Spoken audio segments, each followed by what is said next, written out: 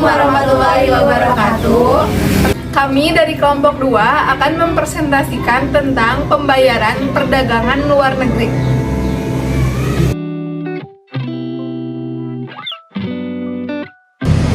Perkenalkan, nama saya Andini Dwi Putri dari kelas F2 Manajemen dengan nomor pokok mahasiswa 101204444. Di sini saya akan menjelaskan tentang pengertian sistem transaksi. Nah, sistem transaksi internasional sering juga disebut dengan sistem pembayaran internasional. Pembayaran internasional adalah pembayaran atas transaksi yang dilakukan oleh negara-negara yang terlibat dalam perdagangan internasional berdasarkan kesepakatan yang telah dirundingkan sebelumnya. Pembayaran dalam perdagangan internasional pada umumnya dilaksanakan melalui bank. Di atas dikemukakan bahwa materi neraca pembayaran internasional adalah transaksi-transaksi ekonomi internasional yang diadakan oleh penduduk negara yang mempunyai neraca pembayaran internasional tersebut. Pada umumnya, transaksi-transaksi ekonomi berupa pemindah tanganan hak milik atas suatu benda dari tangan satu ke tangan orang yang lain, ataupun berupa penunaian jasa yang dilakukan oleh orang yang satu untuk orang yang lain. Selain itu, perubahan susunan dalam nilai hutang piutang serta kekayaan penduduk negara bersangkutan di negara lain juga tercakup dalam istilah transaksi ekonomi internasional. Nah, kemudian ada juga cara dan alat transaksi internasional. Pada umumnya, dalam kontrak-kontrak bisnis selalu terdapat klausula tentang tata cara pembayaran.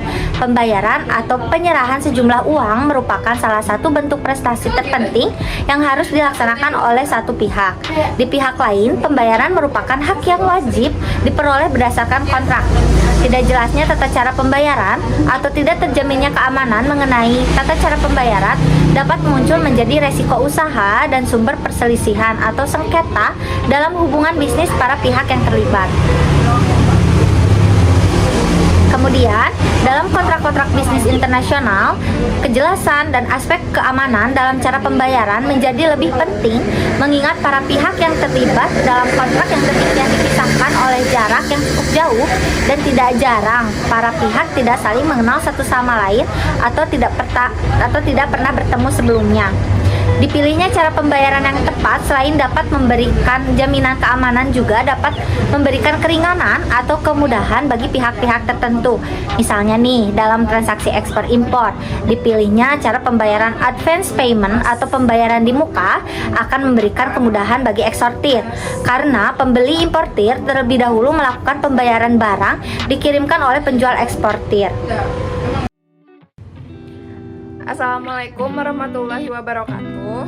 Perkenalkan, nama saya Reska Amanda Gunawati dari kelas F2 Manajemen dengan NPM 10120504. Pelaksanaan transaksi perdagangan luar negeri dapat diatur dengan cara pembayaran sebagai berikut. Yang pertama ada advance payment atau cash payment.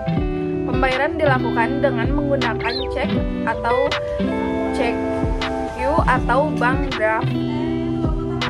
Pada saat barang dikirim oleh eksportir atau sebelumnya, cara ini sangat baik bagi eksportir yang keadaannya keuangannya lemah dan belum kenal baik dengan importir. Metode pembayaran ini disebut juga dengan pembayaran uang di muka. Sistem pembayaran ini mengharuskan pembeli melakukan pembayaran uang terlebih dahulu kepada penjual di negara lain sebagai syarat pengiriman barang. Pengiriman uang melalui bank merupakan pembayaran atas barang yang dipesan. Yang kedua yaitu ada open account. Cara ini merupakan kebalikan dari pembayaran cash. Dengan cara open account, barang telah dikirim kepada importir tanpa disertai surat perintah pembayar serta dokumen-dokumen. Pembayaran dilakukan setelah beberapa waktu atau terserah kebijakan importir. Dengan cara itu, resiko sebagian besar ditanggung eksportir. Misalnya, eksportir harus mempunyai banyak modal dan apabila pembayaran akan dilakukan dengan mata uang asing, resiko berubah kurs menjadi tanggungannya. Yang ketiga ada letter of credit. adalah suatu surat yang dikeluarkan oleh bank atas permintaan pembeli barang atau importir, di mana bank tersebut yang menyetujui dan membayar wesel yang ditarik oleh penjual barang atau eksportir. Dengan demikian, L atau C merupakan suatu alat pengganti kredit bank dan dapat menjamin pembayaran bagi eksportir. Pihak yang terkait dalam L atau C adalah opener atau importir, issuer atau bank yang mengeluarkan L atau C, beneficiary atau penjual atau juga eksportir. Dan dalam praktiknya ada satu pihak lagi, yaitu confirming bank, yaitu bank di negara eksportir. Pada saat ini lebih dari 50% pembayaran internasional menggunakan L atau C atau letter of credit, karena metode ini mempunyai beberapa kelebihan, antara lainnya yaitu sebagai berikut. Yang pertama, adanya jaminan pembayaran bagi eksportir atau penjual. Yang kedua, adanya jaminan penerimaan barang bagi importir melalui perbankan yang akan menyerahkan pembayaran sesuai dengan syarat-syarat yang ditetapkan letter of credit. Yang ketiga, adanya fasilitas kredit eksportir atau importir melalui perbankan. Dan yang terakhir, adanya fasilitas hedging. Perkenalkan, nama saya Nadia Regina Nisana dari kelas F2 dengan NPM 101200490. Selanjutnya saya akan menjelaskan nomor 4 tentang commercial bills of exchange. Merupakan cara yang paling umum dipakai dan sering disebut draft atau trade bills, yaitu surat yang ditulis oleh penjual yang berisi perintah kepada pembeli untuk membayar sejumlah uang tertentu pada waktu tertentu di masa datang, yang biasanya disebut trade draft. Jenis draft terdiri dari clean draft dan documentary draft. Commercial bills of exchange yang sering juga disebut wesel atau draft atau trade bills adalah surat yang ditulis oleh penjual yang berisi perintah kepada pembeli untuk membayar sejumlah uang pada waktu tertentu di masa datang. Surat perintah semacam itu sering disebut wesel. Selanjutnya, yang kelima, collection. Collection merupakan cara pembayaran dengan mempergunakan jasa bank untuk melakukan penagihan. Dalam collection, penjual atau eksportir bertindak sebagai partisipal yang memberikan kepercayaan kepada bank untuk melakukan penagihan kepada importir atau pembeli. Penagihan tersebut didasarkan kepada dokumen-dokumen bank yang menerima amanat untuk melakukan penagihan atau remitting bank. Setelah menerima dokumen yang akan meneruskan collection, remitting bank setelah menerima dokumen collection selanjutnya meneruskan dokumen tersebut ke collecting bank dengan menggunakan collection instruction. Collection bank inilah yang meneruskan dokumen kepada pihak yang harus membayar atau drawer. Selanjutnya, konsinyasi. Konsinyasi juga dikategorikan sebagai cara pembayaran transaksi. Konsinyasi sebenarnya merupakan variasi lain dari cara pembayaran dengan open account. Melalui konsinyasi, penjual yang terlebih dahulu mengirimkan barang. Perbedaannya dengan open account adalah mengenai waktu pembeli mengirimkan barang. Kalau pada open account, pembeli mengirimkan harga pembelian setelah barang dikirimkan atau pada waktu tertentu yang disepakati setelah barang dikirimkan oleh penjual. Maka pada konsinyasi, pembeli berkewajiban mengirimkan harga pembayaran barang setelah pembeli berhasil menjual barang tersebut kepada pihak ketiga. Cara pembayaran seperti ini cenderung mengandung resiko yang sangat besar bagi penjual. Kemungkinan terjadinya one prestasi sangat besar dan dalam keadaan tertentu sulit terpantau. Kemungkinan one prestasi antara lain yang pertama, pembeli tidak membayar harga kepada penjual atau kedua, pembeli telah berhasil menjual barang tersebut kepada pihak ketiga. Akan tetapi, pembeli menunda pembayaran kepada penjual dan menyatakan barang tersebut belum lagi terjual. Dengan demikian, pembeli mendapat keuntungan dari penundaan pembayaran tersebut. Atau yang ketiga, bila pembeli telah menjual barang tersebut kepada pihak ketiga pada saat terjadinya kenaikan atas harga barang tersebut, tetapi kemudian memberitahukan kepada penjual bahwa barang tersebut dijual kepada pihak ketiga pada saat belum terjadinya kenaikan harga. Perkenalkan, nama saya Anggi Ruswandi, saya dari kelas F2 Manajemen. NPM saya 1020445. Di sini saya akan menjelaskan yaitu cara dan alat pembayaran di Indonesia. Sistem pembayaran merupakan sistem yang berkaitan dengan pemindahan sejumlah nilai uang dari pihak satu ke pihak yang lain. Media yang digunakan untuk pemindahan nilai uang tersebut sangat beragam, mulai dari penggunaan alat pembayaran yang sederhana sampai dengan penggunaan sistem yang kompleks dan melibatkan berbagai lembaga. Berikut aturan mainnya. Kewenangan mengatur dan menjaga kelancaran sistem pembayaran di Indonesia dilaksanakan oleh Bank Indonesia yang dituangkan dalam Undang-Undang Bank Indonesia. Adapun juga instrumen pembayaran. Instrumen atau alat pembayaran merupakan media yang digunakan dalam pembayaran instrumen. Pembayaran saat ini dapat diklasifikasikan atas tunai dan non-tunai. Instrumen pembayaran tunai adalah uang kartal yang terdiri dari uang kertas dan uang logam yang sudah dikenal selama ini. Sementara instrumen pembayaran non-tunai dapat dibagi lagi atas alat pembayaran non-tunai dengan media kertas atau lazim disebut dengan paper base. Instrumen seperti cek, biljet, giro, wesel, dan lain-lain. Serta alat pembayaran non-tunai dengan media kartu atau lazim disebut card based. Instrumen seperti kartu kredit, kartu debit, kartu ATM, dan lain-lain. Dengan menggunakan berkembangnya teknologi, saat ini mulai dikembang pula berbagai alat pembayaran yang menggunakan teknologi microchip yang dikenal dengan electronic money. Penggunaan masing-masing alat pembayaran ini mempunyai implikasi yang berbeda terhadap berbagai aspek seperti aspek umum, teknik, sistem, dan mekanisme operasional dan lain-lain. Pertama itu ada tunai atau cash. Penggunaan media tunai dalam transaksi pembayaran banyak dipilih dengan alasan kemudahannya.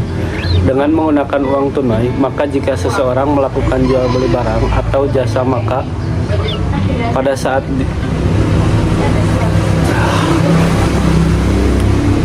yang pertama itu ada tunai atau cash. Penggunaan media tunai dalam transaksi pembayaran banyak dipilih dengan alasan kemudahannya. Dengan menggunakan uang tunai, maka jika seseorang melakukan jual beli barang atau jasa, maka pada saat dia menerima barang dan atau jasa yang dibeli, penjual juga menerima uang sebagai pembayarannya. Jika semua pembelian barang dan atau jasa menggunakan uang tunai, maka semua pelaku ekonomi akan menyimpan persediaan uang tunai dalam jumlah relatif besar dan untuk memenuhi semua kewajiban pembayarannya. Supaya lebih efisien dan lebih aman, maka digunakan alat pembayaran non-tunai yang penggunaannya melibatkan lembaga perantara yaitu bank. Ada juga pembayaran non-tunai atau cashless. Pembayaran non-tunai melibatkan jasa perbankan dan penggunaannya. Bank sebagai badan usaha yang menghimpun dana dari masyarakat pada umumnya, memberikan jasa dalam lalu lintas pembayaran bagi nasabahnya. Jasa dalam lalu lintas pembayaran yang diberikan oleh bank tersebut antara lain melalui penerbitan cek, biljet giro untuk penarikan simpanan giro, transfer dana dari satu rekening simpanan kepada rekening simpanan lainnya pada bank yang sama atau pada bank yang berbeda, penerbitan kartu debit, penerbitan kartu kredit, dan lain-lain.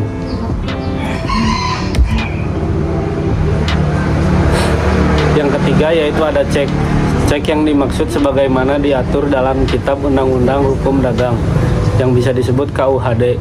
Pengertian secara umum adalah surat yang berisi perintah tidak bersyarat oleh penerbit kepada bank yang memelihara rekening giro penerbit untuk membayarkan suatu jumlah uang tertentu kepada pemegang atau pembawa. Beberapa pihak yang terkait sehubung dengan penggunaan cek adalah sebagai berikut. Yang pertama yaitu ada penerbit, orang yang mengeluarkan surat cek. Yang kedua yaitu ada tersangkut, yaitu bank yang diberi perintah tanpa syarat untuk membayar sejumlah uang tertentu. Yang ketiga itu ada pemegang atau holder, orang yang diberi hak untuk memperoleh pembayaran yang namanya tercantum dalam surat cek. Yang keempat yaitu ada pembawa, orang yang ditunjuk untuk menerima pembayaran tanpa menyebutkan namanya dalam surat cek. Yang kelima itu ada pengganti, orang yang menggantikan kedudukan pemegang sebagai surat cek dengan jalannya endorsement. Dalam hal surat ini, surat cek diterbitkan dalam klausula atau penggantinya dengan mencantumkan nama pengganti dalam surat cek. Perkenalkan, nama saya Floriana dari F2 Manajemen dengan NPM 10120457. Selanjutnya ada bilet giro, adalah surat perintah dari nasabah kepada bank yang memelihara rekening giro nasabah atau bank tertarik untuk memindah bukukan sejumlah uang dari rekening yang bersangkutan kepada pihak penerima yang disebutkan namanya pada bank yang sama atau bank lain. Penggunaan bilet giro tidak diatur dalam KUHD, melainkan dalam SK nomor 2832 Kep DIR dan SE nomor 28/32 UPG tanggal 4 Juli 1995 tentang bilet giro.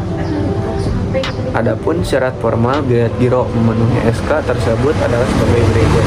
Yang pertama, nama bilet giro dan nama bilet giro yang bersangkutan.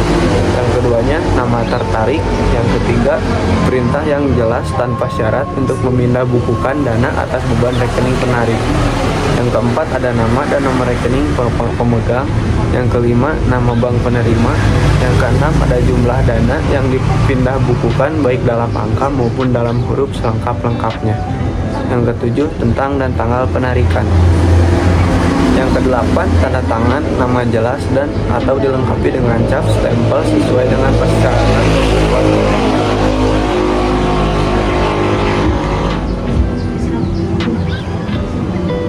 Selanjutnya ada kartu kredit atau credit card, adalah alat pembayaran yang pembayarannya dilakukan kemudian.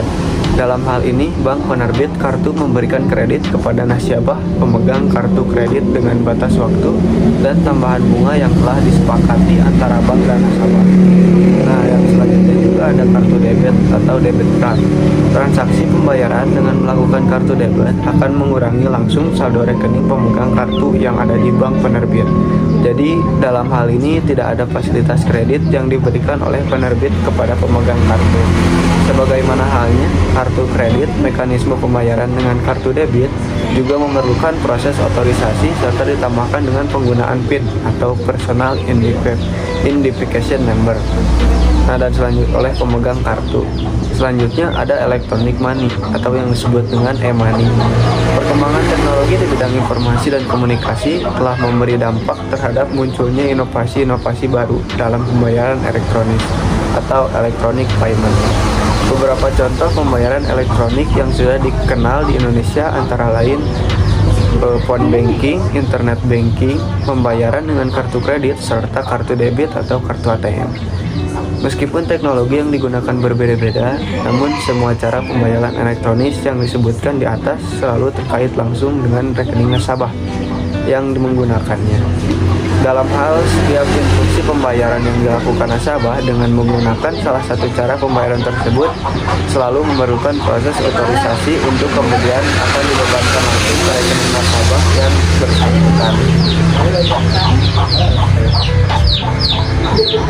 Nah, selanjutnya ada juga nih Indonesia mengekspor, yaitu salah satunya yaitu briket atau arang briket adalah salah satu produk UMKM Indonesia yang keberadaannya sangat dikenal kancah internasional. Arang briket juga merupakan salah satu bentuk energi yang terbarukan yang menggunakan pengganti bahan bakar yang cukup optimal untuk mempertahankan nyala api. Arang briket sekarang sudah diekspor ke berbagai negara, yaitu salah satunya Timur Tengah dan ada juga Eropa, Korea, Amerika, Jepang, Cina, dan masih banyak negara tujuan lain. Sekian dari kelompok kami. Wassalamualaikum warahmatullahi wabarakatuh.